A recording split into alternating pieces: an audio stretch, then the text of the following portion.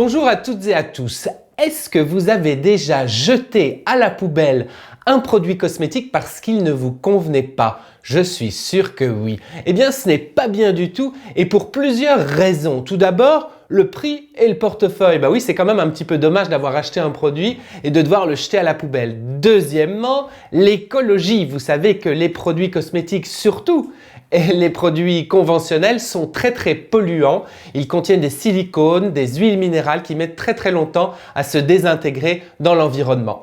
Alors moi, ce que je vous propose, ce sont des petits conseils pour recycler vos produits de beauté si ils ne vous conviennent pas. Je commence tout d'abord avec un exemple assez classique, c'est la crème de jour ou la crème de nuit qui ne vous convient pas. Par exemple parce qu'elle est trop grasse. Eh bien, ne l'achetez pas à la poubelle, utilisez-la comme un masque hydratant. En effet, si cette crème vous paraît trop grasse pour votre type de peau, rien ne vous empêche d'une fois par semaine l'appliquer comme ceci en couche épaisse sur le visage, bien entendu, de la laisser poser un quart d'heure. Vous allez voir que la peau va boire une bonne partie de cette crème et de rincer ensuite l'excédent avec une serviette humide ou tiède. Si c'est le contraire, si votre crème de jour ou votre crème de nuit vous paraît trop légère, elle n'est pas assez grasse, eh bien là, ne vous gênez pas. N'oubliez pas qu'il s'agit quand même d'une crème hydratante et que donc vous pourriez par exemple l'utiliser pour vos pieds ou vos mains. Ça pourrait devenir une bonne petite crème pour les mains ou pourquoi pas en remplacement de votre lait pour le corps pour vous masser les jambes, les genoux, les coudes et j'en passe. Alors, il n'y a pas évidemment que les crèmes qui sont susceptibles de ne pas nous convenir, il y a aussi les shampoings. Si votre shampoing ne vous convient pas, là vous allez avoir du mal à me croire, mais vous allez pouvoir l'utiliser comme gel douche. Oui, la formule des shampoings en fait diffère très peu de celle des gels douche et un shampoing qui convient bien aux cheveux convient toujours pour se nettoyer le corps. Il contient des tensioactifs qui nettoient, qui enlèvent la saleté. Ils contiennent malheureusement souvent des silicones qui étaient là pour gainer votre cheveu, pour le rendre plus souple. Mais c'est pas grave parce que ça va laisser la peau mieux hydratée, plus douce, plus soyeuse. Vous pourrez bénéficier du parfum du shampoing, simplement vous l'utiliserez comme gel douche. Attention quand même, je vous rappelle qu'après cela, il faudra acheter un gel douche bio ou un shampoing bio parce que les gels douche et les shampoings sont parmi les cosmétiques conventionnels les plus polluants. Autre petit problème qui arrive quand même très souvent, c'est au niveau du fond de teint que ça se passe. On s'est trompé, on a été mal conseillé, on a un fond de teint qui ne convient pas au niveau de la teinte. Alors là, c'est vrai que c'est pas évident de recycler un fond de teint, mais il y a deux façons quand même de le faire. Tout d'abord, si vous estimez que sa teinte est trop foncée, ce qui est quand même souvent le cas, vous pouvez éclaircir cette teinte en ajoutant une très petite quantité de crème hydratante sur le fond de teint. En fait, ça se mélange, c'est fait exprès et hop, tout de suite, vous arrivez dans une nuance beaucoup plus claire. Donc là, il y a un petit peu, si vous voulez, de travail à faire en essai-erreur. Vous n'y arriverez pas du premier coup, mais c'est quand même un moyen d'utiliser ce fond de teint, ma foi.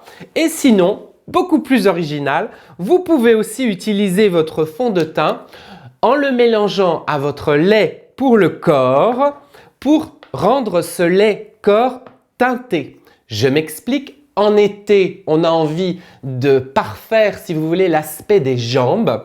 Eh bien moi, ce que je vous conseille, c'est par exemple là d'avoir votre lait pour le corps. Pour les jambes, c'est normal de s'hydrater les jambes après la douche. D'y ajouter une petite dose de fond de teint. Et hop, on obtient une émulsion matifiante. Alors là, il faudrait être un petit peu plus généreux avec le fond de teint qui va, si vous voulez, gommer toutes les imperfections des jambes, les petites vénules ou les choses qu'on n'a pas envie de montrer si on ne porte pas de bas. On continue avec un grand ami de beaucoup de femmes, c'est le mascara. Le mascara, vous le savez, si on le laisse reposer trop longtemps ou si on l'oublie un peu, il a tendance à sécher, à se figer et donc on va être contraint de le jeter. C'est idiot puisqu'en fait il y a deux façons très simples de récupérer son mascara. Tout d'abord, s'il est trop sec, eh bien comme je l'ai fait ici, on peut le jeter dans un verre d'eau chaude bien entendu et le laisser tremper. L'eau chaude va liquéfier la formule et vous permettre de récupérer le mascara comme s'il était neuf.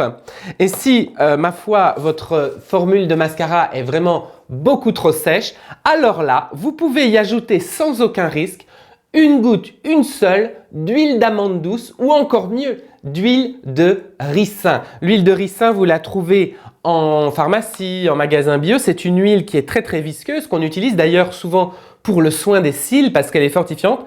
Moi, je me suis muni d'une petite seringue pour être plus précis. C'est très compliqué de mettre une seule goutte dans le produit. Regardez, je place ma seringue à l'entrée et voilà, hop, pour la démo, là, on a mis une goutte. Cette goutte va couler dans la formule et je n'ai plus alors qu'à mélanger le mascara, faire prendre cette huile de ricin pour la mêler harmonieusement à mon mascara qui est ici vieux. C'est un mascara qui a plus d'1 an. Et regardez, voilà, j'obtiens à nouveau une texture beaucoup plus souple et beaucoup plus riche. Voilà, je vous laisse là. Question recyclage, je pense qu'on a fait le tour. Je vous donne rendez-vous très bientôt sur le web ou ailleurs. Soyez écolo dans vos salles de bain.